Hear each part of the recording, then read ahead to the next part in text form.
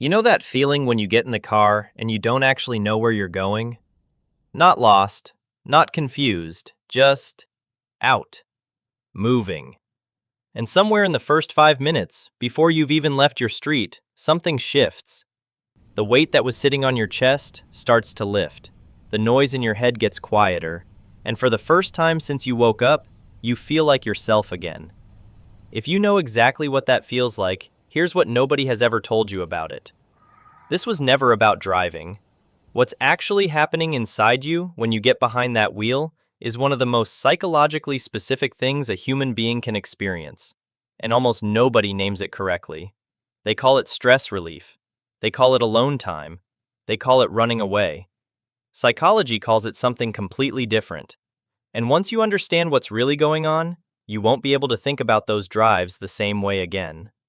Here's where most people get this completely wrong. They assume that people who feel free behind the wheel are running from something. Escapism, they call it. Avoidance. As if getting in the car and driving means you're refusing to deal with your life. The research says the opposite.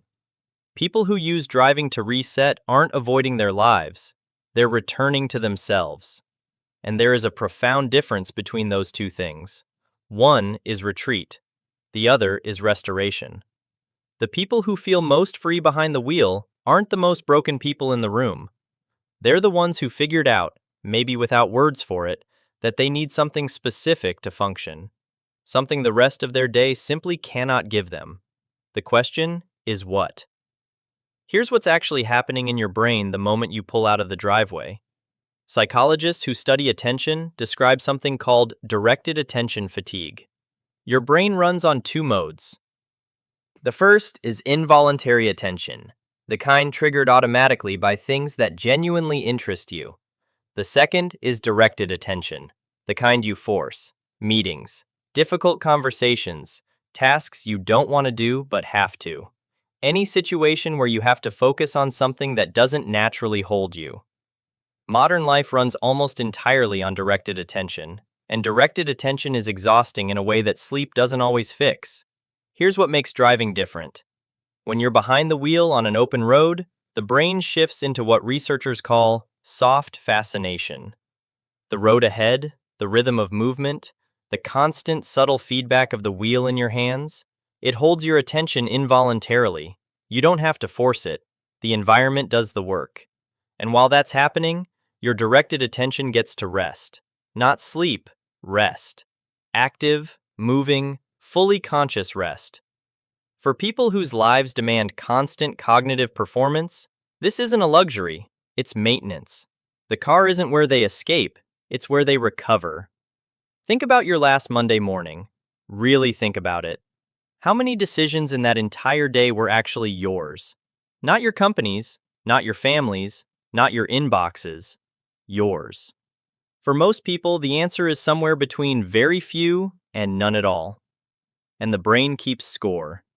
Psychologists who study autonomy, the human need to feel genuine control over your own choices, have identified something called autonomy restoration. When people spend extended time in environments where other people's needs dictate the rhythm of their day, where saying no isn't really an option, something depletes. Not energy exactly, something more specific. The sense that they are the author of their own existence. That depletion is serious. Chronic autonomy deprivation links directly to anxiety, low-grade depression, and what researchers describe as a flattening of identity. The person starts to feel less like themselves and more like a role they've been assigned. Now think about what happens inside a car. You decide where to go. You decide how fast. You decide when to turn around. Nobody needs anything from you. The machine responds to you and only you, immediately and honestly. Press the accelerator, the car moves. Turn the wheel, the road changes. Every input has a direct, visible, immediate result. In a world where cause and effect feel completely disconnected, where you work harder and feel emptier, where you give more and receive less, this is extraordinary. The car gives back what the rest of the day takes. There's a man named Marcus, 39 years old, from just outside Columbus. He manages a department of 18 people. His phone starts before 6, and doesn't stop until he forces it face down at night. He described his life to a friend as being useful to everyone and belonging to no one. He started driving at night about 2 years ago.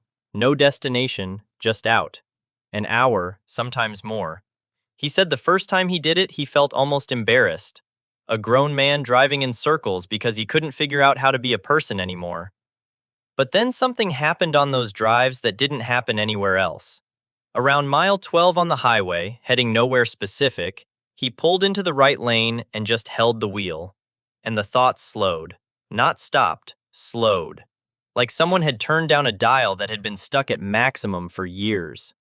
By the time he got home, something had returned that he couldn't name but immediately recognized. His wife described it simply. She said he came back from those drives like he'd been somewhere real. He had. And what was happening to him in that right lane on mile 12 has a very specific name in psychology. Once you hear it, you'll recognize it immediately. Because you felt it before. You just didn't know what to call it. Mihai Csikszentmihalyi, who spent decades studying peak human experience, described a state called flow. Full absorption in an activity where challenge and skill meet so precisely that self-consciousness disappears entirely. The internal critic goes quiet. Time distorts. You stop performing and start simply existing. Driving sits in that exact window. The road demands enough that your mind cannot spiral into rumination, but not so much that it creates stress.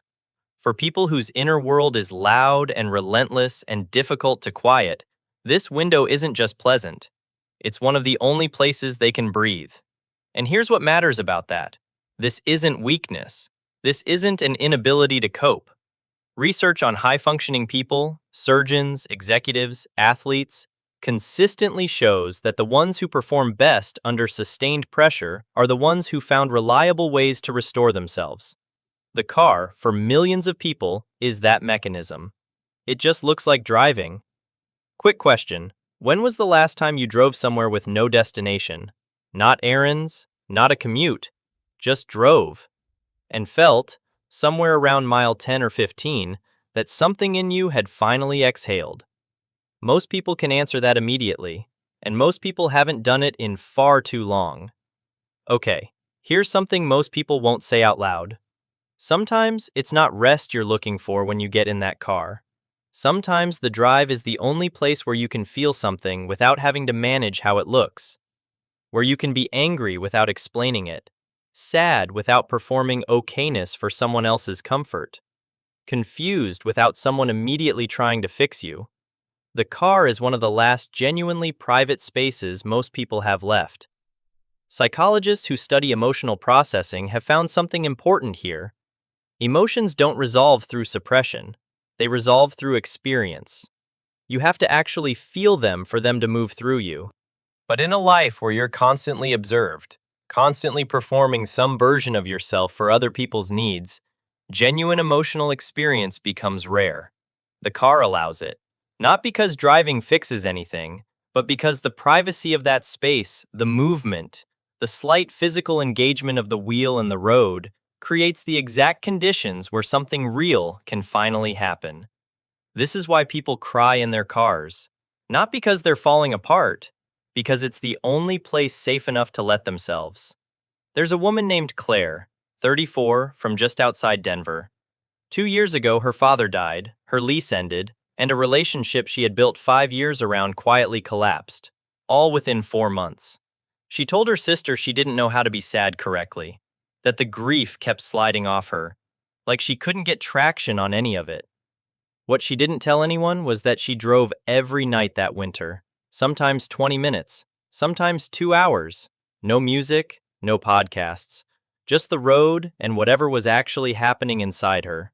She said the car was the only place she could feel the weight of things without also having to carry other people's reactions to her feeling it. By spring, something had shifted. Not fixed, shifted. When she finally told her therapist about the drives, expecting to be redirected towards something more structured, her therapist said that what Claire had found instinctively was one of the most intelligent things a person under sustained loss can do, a space that belongs entirely to the self, where processing can happen at human speed without an audience. The car wasn't where Claire was hiding, it was where she was healing. And that's what driving does for most people who feel this way. But most isn't everyone. Here's what's worth being honest about. There's a difference between driving as restoration and driving as avoidance, and it matters. Restoration is when you return from the drive more present, more grounded, more yourself. You can feel it in your body when it's working. Something has settled. The person who walks back through the door is more complete than the one who left. Avoidance is when coming back becomes the hard part. When the drive gets longer every time because the life waiting at the end of it has started to feel impossible. When the car stops being where you return to yourself and starts being the only place you exist. Most people who feel free behind the wheel are in the first category. They found, without anyone teaching them, a mechanism that works, a way of moving through their lives without losing themselves completely in the process. But if the drive is the only place you feel real, that's worth sitting with. Not with judgment, with curiosity. Because what you're actually saying is that something in the life you're returning to needs to change. The road can hold you for a while. It can't hold you forever. What all of this points to is something much larger than driving. The people who feel most free behind the wheel aren't people who love cars particularly. They're people who understand, maybe without being able to say it, that they need something the modern world is genuinely terrible at providing. Stillness inside movement. Privacy inside a life full of people. Control inside a day that belongs to everyone else. They found it in the one place nobody thought to look. A seat. A wheel. A road going somewhere and nowhere at the same time. In a world that has engineered almost every moment of real solitude out of daily existence, that drive is not indulgence. It's not escapism. It's not avoidance. It's how they stay whole. It's how they keep showing up. For the people who need them, and for the person they need to be. The car doesn't make them free, it just reminds them that they already are. So here's the question. What's the road you always go back to when everything gets too heavy? Not the destination, the feeling. What happens to you in that car that doesn't happen anywhere else? Drop it in the comments, because more people need to read those answers than you might think. And if this felt like something you've always known but never had the words for, subscribe. This is exactly the kind of conversation we have here every week.